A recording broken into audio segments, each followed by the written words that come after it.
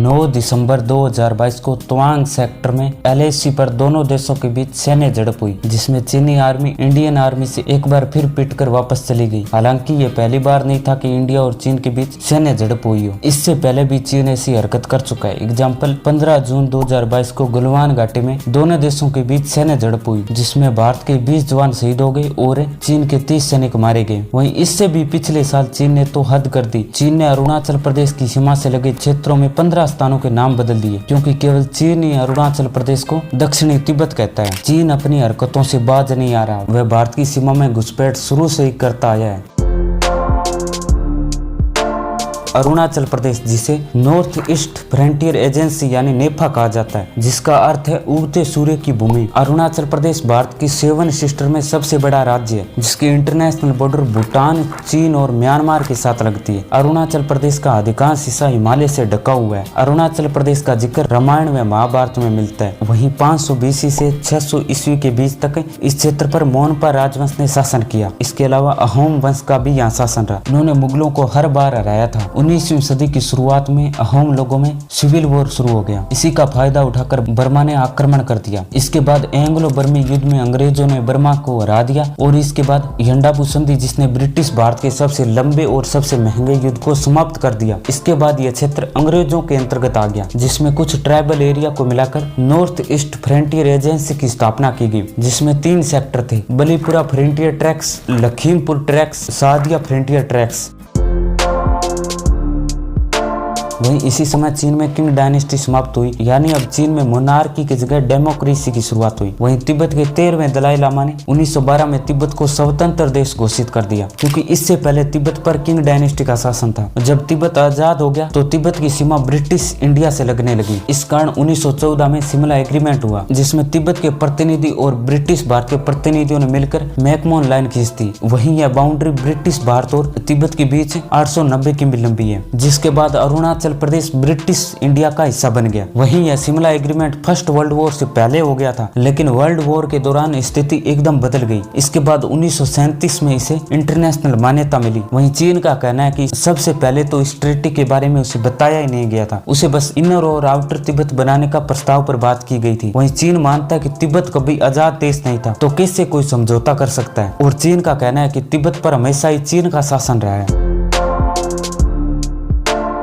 जब McMahon line खींच दी तो इससे अरुणाचल प्रदेश ब्रिटिश इंडिया में शामिल हो गया। अरुणाचल प्रदेश, जिसे पहले नेफा कहा जाता था, इसके बाद 1965 से 1972 तक यह होम मिनिस्ट्री के अंतर्गत आता था। वहीं 1972 में अरुणाचल प्रदेश को केंद्र शासित प्रदेश बना दिया गया। इन सब के बाद 20 फरवरी 1987 को यह भारत का 24वां राज्य बन गया।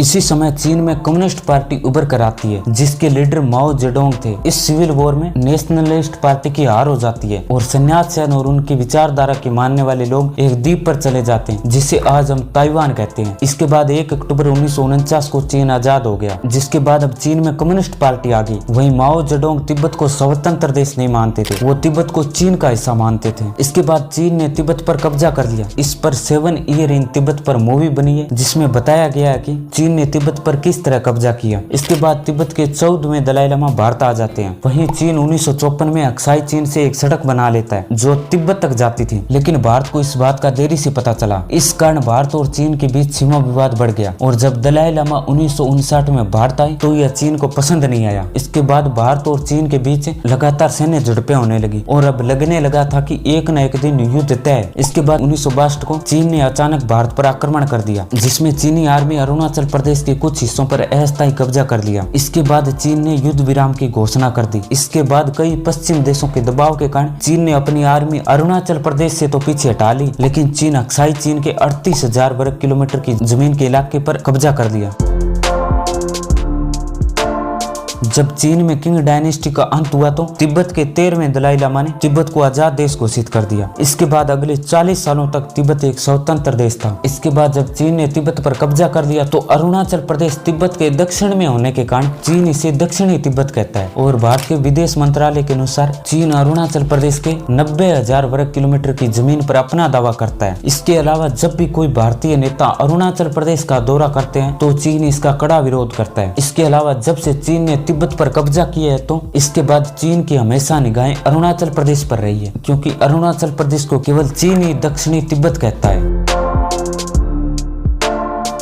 वैसे तो चीन अरुणाचल प्रदेश को अपना हिस्सा मानता है, जिसे केवल चीन ही दक्षिणी तिब्बत कहता है। चीन कई बार घुसपैठ करने की कोशिश करता है, जिसका इंडियन आर्मी मुंह तोड़ जवाब देती है। एग्जाम्पल 9 दिसंबर 2022 को चीन तवांग सेक्टर में LAC पर दोनों देशों के बीच सैन्य झड़प हुई, जिसमें इंडियन आर्मी ने इन्हें वापस खदेड़ दिया। वहीं चीन तवांग पर कब्जा करना चाहता है। इसके पीछे कई कारण है। तवांग ये अरुणाचल प्रदेश में स्थित है। तवांग भारत का सबसे बड़ा और विश्व का दूसरा सबसे बड़ा बौद्ध मठ है। वहीं अरुणाचल प्रदेश में रहने वाले कई जातियों का तिब्बत के लोगों से कल्चर कनेक्शन है। इसके अलावा यदि तवांग पर चीन का कब्जा हो जाता है तो चीन की तिब्बत पर पकड़ और मजबूत हो जाएगी। इसके अलावा चीन आसानी से अरुणाचल प्रदेश पर नजर रख सकता है, क्योंकि तवांग 17,000 फीट की ऊंचाई पर स्थित है।